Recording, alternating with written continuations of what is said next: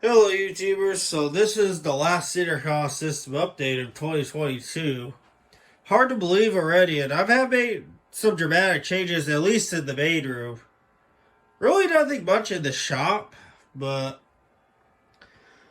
as you may notice, judging by the dates here, I am making this a tad early because I may be out of town by the time I make this video next month, so I'm going to make it ahead of time. However, you guys will not see this until Christmas Day because I'll have it scheduled, auto schedule itself to be viewable by midnight exactly on Christmas Day. Enough of that, let's get into the video here. As you may notice, the tables are cleared. You probably have maybe remembered in the past several Intercom system videos, there was stuff on this table, especially on that table, and then some stuff here. Well, I finally put the stuff up, and I did some reconfigurations over here. Yeah, that's right. There's not as much amplifiers anymore over here. So what I actually did here, so this was the main amp to the main room, but these two here are expansion amps. I set them up as expansion amps from this one. And sorry if I sound congested, I'm battling a cold, but if it's hard to understand. So what's going on here? This still feeds all the majority of the speakers in the main room. However, this amp here, the AA120, controls these two here, the BG1120 and the AA200 PhD. So let's start with this TOA here. This TOA amplifier here, the BG1120, feeds all of these speakers up on the shelf here. That controls all of this, including the 8 ohm side. And some of you may be asking, how did I get 8 ohm speakers to work with this? So I had an extra one of these, I think it was those Chris Ron speakers lying around, not just sitting there doing nothing. So I actually robbed the transformer out of it.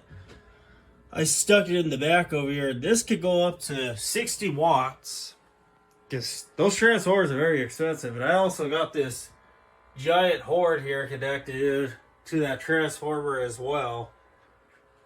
Definitely more than plenty of power on this amp. I believe I have it tapped to 30 watts. So that's what I have going on here with these. Now, in the near future, I really would like to get a 400 to even condense this down further. So this, I basically designed this to be future-proof, so if I were to get a 400 one day for a reasonable price, of course, I would take this, put it in the shop, and and then just honestly delete this one altogether, and combine this side here and this side, which I'll explain here in a second, but into a 400. I already did the wattage calculations between the two of these, and the 400 would work. I believe I'm pulling like about 170 watts off of this, and about maybe 115 off of this. And obviously this one is, I'm already at the, very much at the 120 mark on this amp. So, and as far as this side goes here, you may have noticed that has got a lot bigger. I finally put the low L here. I finally put this custom speaker that I made a video on into service here. I put this one into service with the extra back box I had. The Home Depot special is up there. And all these other ones. And then this one too, the G168, I believe. The G168. So there's those. I got this Atlas fire alarm board put up. It's finally in service out way in the corner over here. It's quite loud. That is connected to the AA200 in addition to all of these. And those two. So that is on the the AA200 PhD, as well as these. This wheel lock that a viewer sent me, that is on the AA200 PhD. I believe I have these both tapped at 7.5 watts. The 4J is still on the 120. This Rowland's still on the 120. Sound Advance is still on 120. This GA50T horn made by Atlas Sound is connected to the AA200. It kind of just goes down and it goes over to this other Rowland horn here. The stop sign horn, I like to call it. Because it's shaped like a stop sign. That's connected to the AA200 PhD. So that is this side of the roof. And this is where I've changed some of the configurations here.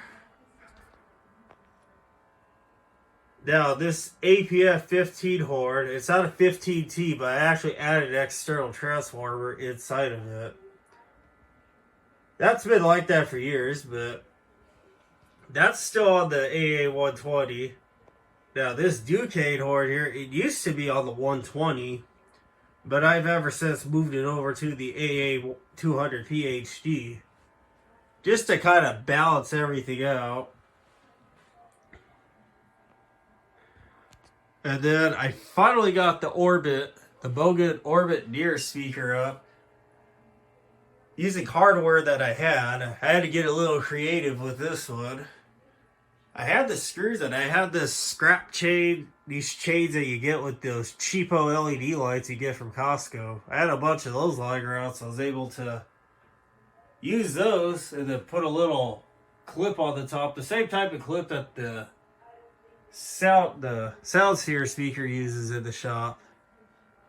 I have a lot of little bits and pieces lying around because I don't throw things away around here. Put them to great use, and I just put a little hook in the ceiling. And yes, this is on a truss.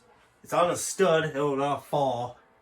And I gave this plenty of distance from the ceiling fan, so that will never get in the way. I believe I have this tapped to 30 watts. That's on the AA200. The Strawberry Carlson and this Rowland, they are both on the AA200 PhD. And this Rowland's actually quite loud. I discovered it's actually a 25 volt only speaker, but it still works fine on the 200. Even I did the PhD test, which we could probably do that right now. Still, you probably want to see this PhD in action.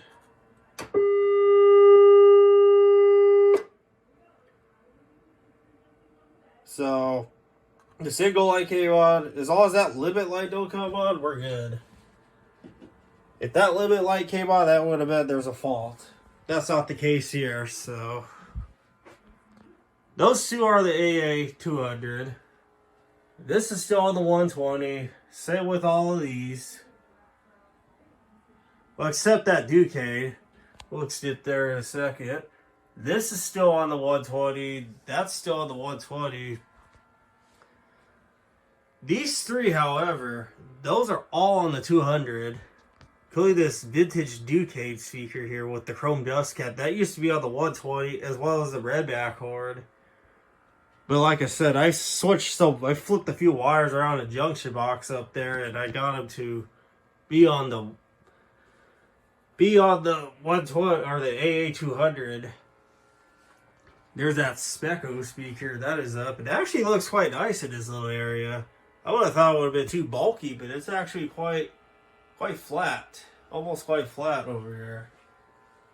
It's perfect. So these are all in the 200. That Lowell is still the 120, as well as all of this.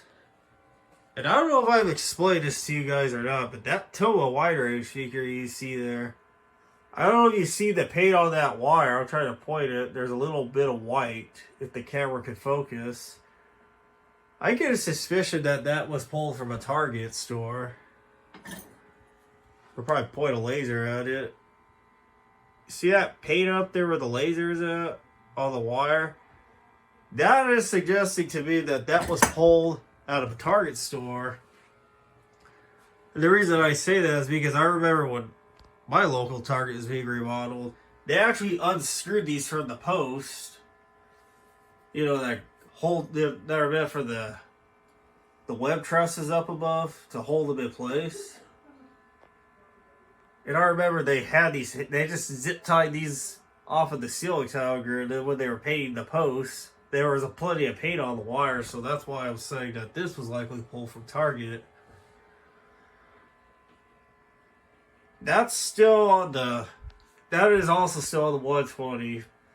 This Atlas board you see here, that is on the 200. And I have this tapped at 7.5 watts. I'm not using nowhere near that 40 watts that this could produce. That and this are still on the 120. This vintage bogan is on the 200. Tapped at 4 watts, of course. And then the rest of these here are just 120. You know, like I said, all of this is all on, if I zoom out, this is all on the Toa amp except the JBL horn. This is on the AA200. Looks a little dusty. The Enforcer is still there. These are just all quabs on the top. I think there's one Ducade back there. The wheel lock, that's tapped at 8 watts. The Muzak is still there. APF 15T. And I did rearrange this. I actually moved the APF 15T up here so I could fit this other rowlet here that's been put away for a while in the closet down there. I put it right here now, so now it could be proudly shown in the room. And then all these other ones are just quabs. And then there's a rowlet and an Atlas sound speaker back there. As you can see, they're painted this color, both of them.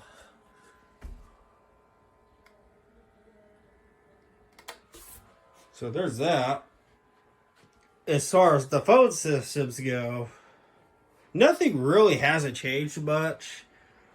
The only thing I actually did was I had this jack over here that went straight to one of the FXS ports on the router. So I decided to take a phone, just a typical RJ11 cable. I took it off of here. I went from here.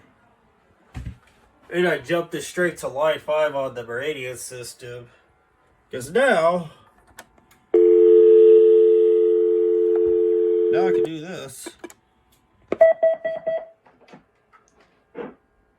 That's the Nortel system going straight to the router through one of the FXS ports. Hello, hello.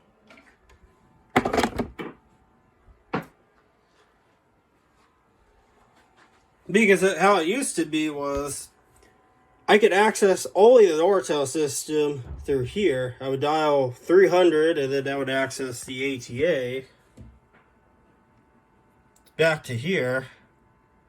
And then I could, you know, do all the Nortel functions from here. But I couldn't do it the other way around, which is accessing the Cisco system from here straight to here. Now I can do it both ways. We'll do 300. And then I just dial, I don't know, 21. And I just made a call from here to here. Because it's all bridged together. Hello, hello. Might probably help if I do that. So you could hear it. And don't worry, I did not change anything with the CLI. This was just stuff I already have pre-configured for, you know, just for future expansions and whatnot.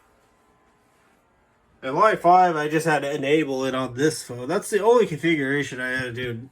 Nothing with the Cisco system. And then here, if I do line 5, there's line 5. And then let's say dial 100. And now I can make, now this could call here. Hello? Hello? There's that. My only complaint is it's with when it comes to these phones. So whenever you dial 9, for example, which this one, by the way, is on the batteries. I have this phone on a timer. So that way the batteries can at least discharge every night. I've been doing that for the last 4 years on this, and the battery's still pretty good. I just put it on a timer. So, well, getting back to the light situation, when I dial 9, for instance, on one of these phones, it only jumps to line 6. It always jumps to the last line up. So, if whenever I want to connect, whenever I want to use this on the Cisco system, I have to literally click. I have line 6 enabled on here. I forget which one's what. There we go. There's line 6. I need to really label those buttons, but there's line 6. I have to literally click line 6 for this to access line 5 when I dial 9. That's my little hack around that. But we'll go with the shop so you can see what else has been done. Okay, guys, so I'm back here at the shop. Nothing much hasn't changed in here. I really haven't messed with this side at all. The phones are still the same. There's this phone, that phone, this phone, that phone. Speaker configuration is still the same. The sound sphere still lives in here. Nice and proud. The Valcoms are on. The only thing is with this Valcom, the volume for this is controlled off of the AA120 in the room. So we still have my BG1120. So my plan is whenever I get a 400 AA400 PhD for the main room, I'm going to take that 200 I have in there right now and move the 200 to here and replace this just to have more room for expansion in here, because I'm sure I'm pretty close to maxing this one out. So this one still works. As you can see, it still works. It works pretty good. Oh yeah, another before I forget, I changed some configurations around the relay configurations I had in the closet. So there is a relay junction box I added 2 years ago during the virus times. That was when I was doing the big rearranging in the room. I've always noticed I had this flat pop every time the relays would disengage. It would come through it here. But I fixed that by adding a diode, a flyback diode into that circuit. It had cleaned it up. It doesn't do that no more.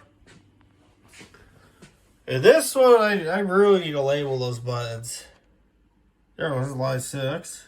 Okay, here's line 5. We're going to dial 200. There's this.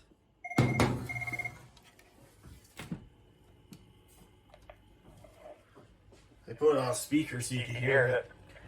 So we have two-way communication going between the Nortel Meridian system and the Cisco system. Yo, can I get some pizza? Thank you. It's sometimes it cuts out for whatever reason, but whatever. So let me demonstrate the line situation here. So when I picked this one up, which is the outside line, it's on one of the ATAs, it only goes to line 6. And the reason there's no dial tone on line 6 is because I have a kill switch, because that's connected to a Google Voice gateway. Sometimes some scam calls come through, especially early in the morning, so I literally put a switch so I could cut it off so nobody can wake me up early in the morning with their dumb scam calls. So let's do this. Here's one. I want to put this on line 6. Now, when I pick this up, I should be able to dial 9.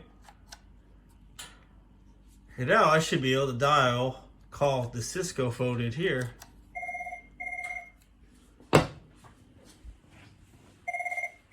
Put on speaker. And I believe this phone's from 1974 or 73.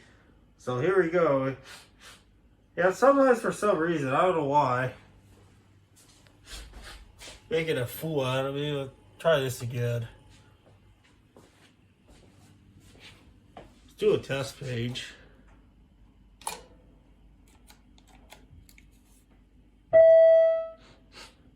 Oh, it's actually this. Let me mess around with this off camera. I don't know what's going on, but this phone's acting goofy for whatever reason. Probably just replaced with another phone I got.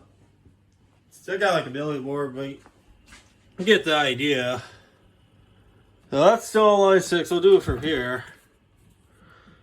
So.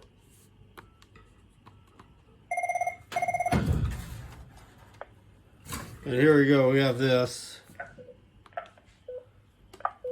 Hello, hello, hello. I'm talking to this retro GE phone. Calling the Cisco IP phone. Yeah, I noticed this with the Cisco IP phones. When you dial one of these, it just goes. It like filters out the DTMF tone as just a regular beat.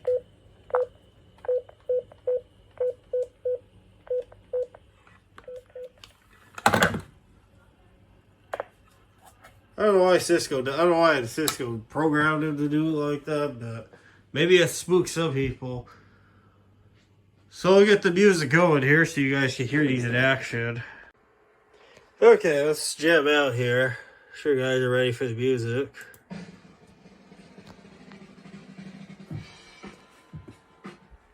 And yes, this Valcom is going too.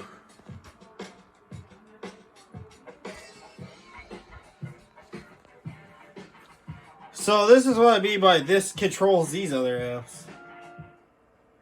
That's right, you guys. So this amplifier also controls the volume to these two. I balanced all of these out so it can sound equal. And also this one has mute revision built in. So the mute revision and the page all comes out of here. All these controls come out and are controlled onto these amps as well. So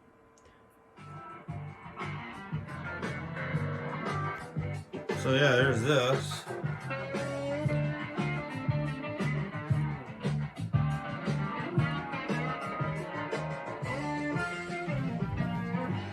These two phones are connected directly to the router. I'm going to access 800. As you can hear, it works. This is one of the extensions.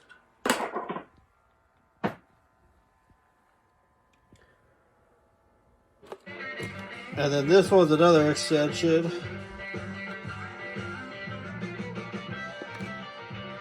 I'm accessing the Nortel system. So yeah, this is the Nortel in. Access to this one connected to that router. Testing check. That's what these two are about.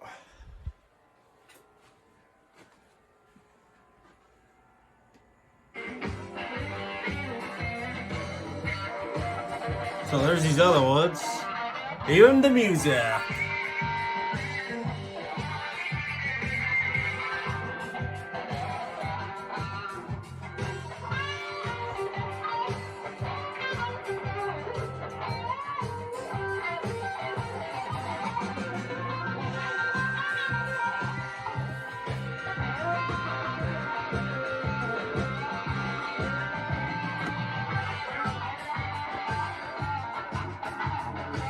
Even the one from Home Depot is connected here.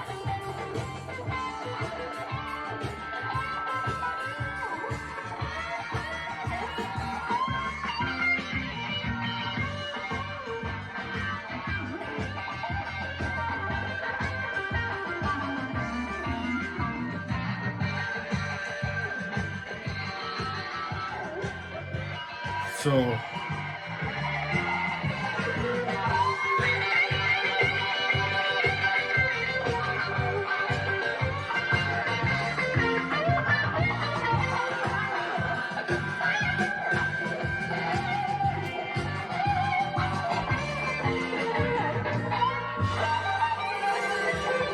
all the routes here are connected.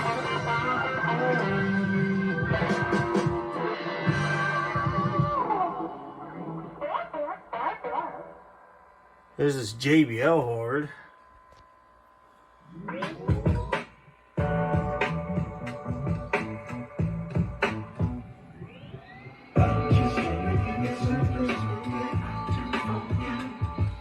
There's the Enforcer. Enforcer from Canada.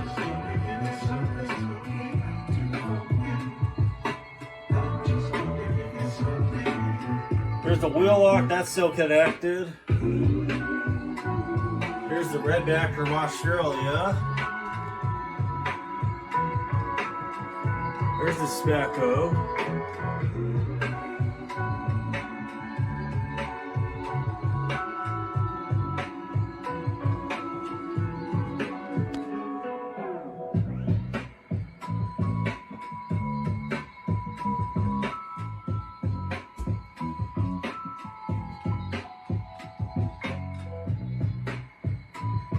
There's the sound advance. There's that vintage Rowland.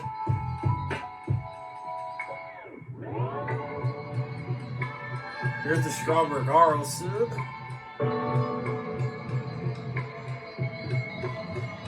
Here's the Duque.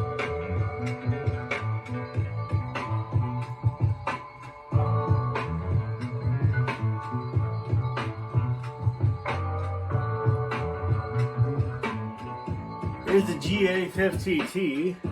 Got another viewer I sent in a while back.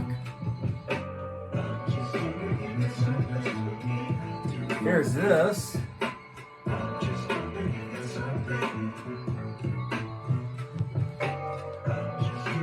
So there's this side.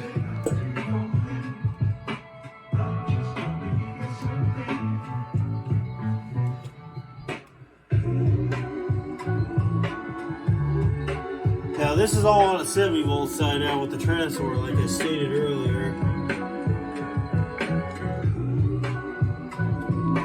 There's these power horns on another viewer, the same viewer that sent me. And let's see where that guy's connected. Here are the Chris rods. Those are connected.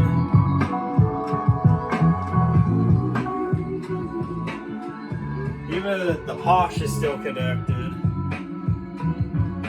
The Red Lobster Special, as Comp Dude calls it. Comp Dude 512.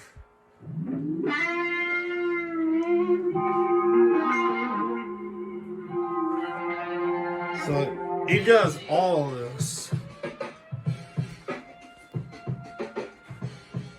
Oh, and before I forget, as you can see, it works.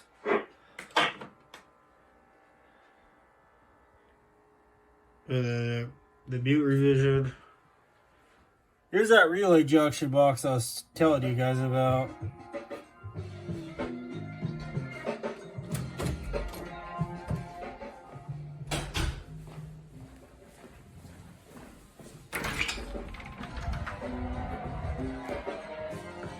And there's this side.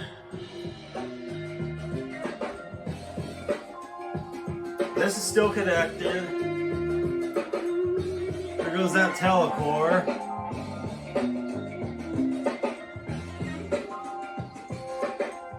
That was a 3M speaker in there, in case you're wondering. That has an Atlas, I think a Model F knee driver.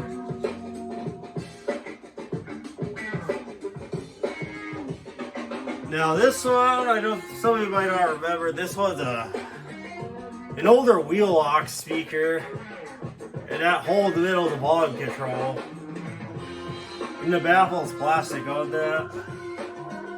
Here's my very first intercom speaker, still here to this day. That's my first qualm.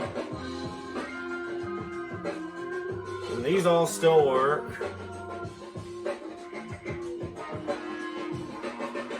There's two more back there. There's a Bogan ceiling speaker and an APF 15 horn with the transformer connected to it.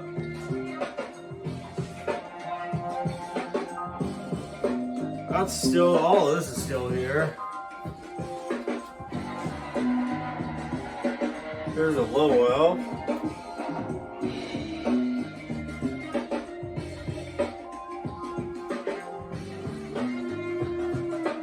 The 1x2 is still here. Even this Bose is still here. Still connected. The wonderful Bose. There's another speaker up there. There's the valve cob that's controlled from the other room. There's a fire protective signal loop speaker made by Atlas Sound. Still here. These two are the 4J part of that collection. This guy here has a transformer. They're all in that junction box. There's, I believe, 2 or 3 transformers inside of that box. Feeding that horn and this speckle horn. This bogus is still here. That's a qualm. Here's a simplex. It's still here. Now these guys are pretty rare. These are non-existent on eBay nowadays.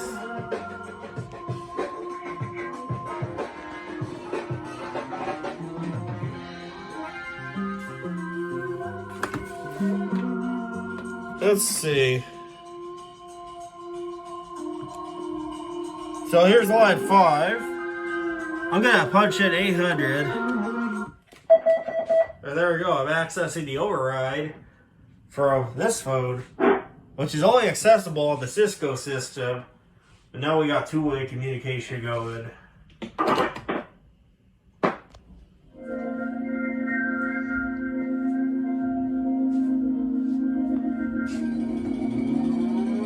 Now if I put this on line 6, now I should be able to press 9, 800. Let's see, that also works too.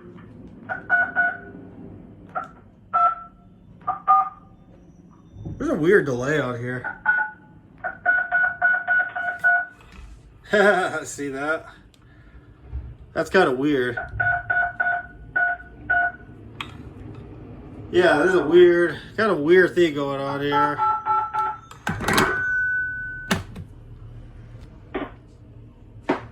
Yeah, for some reason this one has a weird DTMF glitch when it's used on the Cisco system, but the way I have it configured.